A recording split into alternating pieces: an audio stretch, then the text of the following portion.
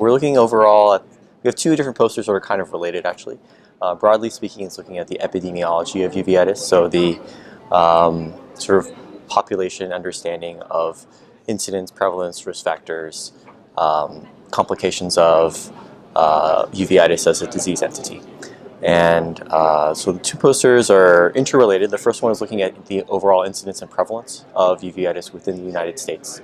And that's important to know because that sort of forms our baseline foundational understanding of what is the burden of this disease within the United States, how many people does it affect, and what kind of care is required to treat it, what are the complications and risk of morbidity from it, and how do we best treat it and how do we allocate resources for that.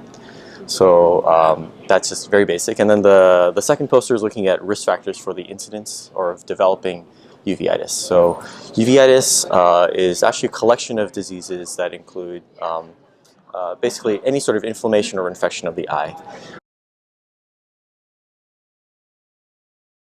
The overall incidence, what we found looking at a large healthcare insurance claims database, it's called Optum Clinformatics. Basically anyone who is a subscriber to United Healthcare, so 47 million individuals within the United States, their healthcare data is included in this database.